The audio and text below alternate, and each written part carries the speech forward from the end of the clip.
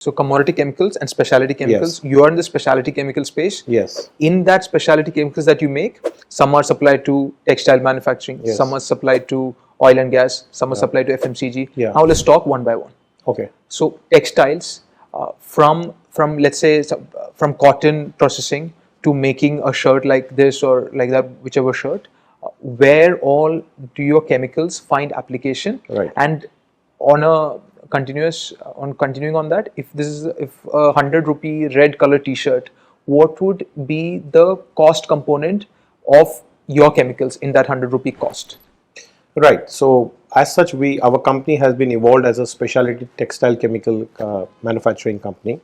In textiles, basically there are four processes: pre-treatment, dyeing. Dyeing is the coloring process. Pre-treatment is the cleaning and bleaching process.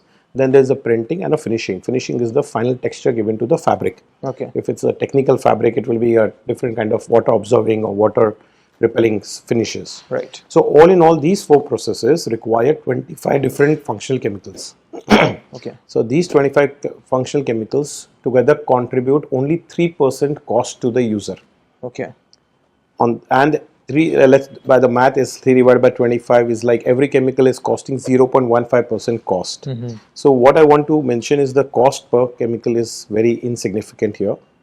Apart from that, it is very important for us to understand the kind of the processing being done, whether it's cotton, polyester, acrylic or wool, because the products will be different for every substrate. Again, there will be subcategories in that, that every substrate we have to make sure, understand the machines which are used, the process which is done, and accordingly we have to give the tailor-made solutions for that customer. Okay. So this is the kind of customization which we have to do in the businesses. Okay.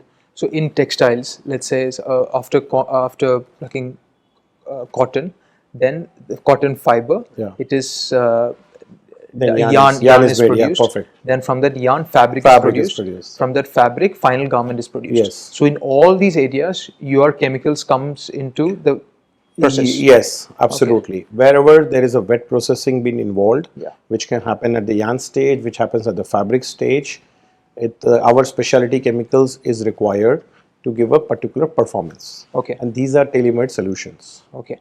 And despite it being in all these areas, let's say 100 rupee is the cost of the manufacturer making Right. that red T-shirt like Yeah, I said. yeah, yeah. But 3 rupees is for 3 the chemicals. rupees is for the chemicals. Okay. Total number of chemicals is 3 rupees. Total, the 25 Yeah, the 25, chemicals yeah. that you're So supplying. it's like 15 paisa per chemical. Wow. Okay. So it is almost like the salt of the food, and that's why there is a very high entry exit barrier in our businesses. So if it is such a low value, what if something goes wrong? Is it that some new player can come and do the same chemistry that you're doing and supply to clients because it's of low value? Yeah. Or is it that you have some advantage over the newcomers? How does it work? So importantly to mention here, the risk reward ratio for a consumer to change the chemical is not so feasible actually, Okay. because there is a lot of risk of spoiling the fabric and textile itself. Okay. And if something goes wrong in one of the 25 different chemicals, the entire fabric can get affected. There can be silicone spots, let's say in the finishing stage, which is irreversible. There can be pinholes in the pre-treatment stage, which will be irreversible. So basically, it's like nobody takes a risk in textile processing. Understood. And that is one of the reasons this is the most high entry exit barrier sticky businesses. Okay. Yeah. And it won't be just for one T-shirt, right? It'll be like 10,000 T-shirt unit, Yes. 1 million T-shirts they'll be doing. Absolutely. So if a chemistry has gone wrong Yeah. in one process True. for making that 10,000 Yes. T-shirts, everything is spoiled. Precisely, in fact, the kind of machinery which has been installed now, the continuous processing of textiles, Yeah. you know, it's like these are being processed at 10,000 meters in 1 hour and things like that. And that's the reason companies are not able to even decide to change. It's nothing like batch wise now. Things are getting into a continuous process. So by the time they detect a problem, Yeah. there'll be heaps of fabric which is not workable enough to use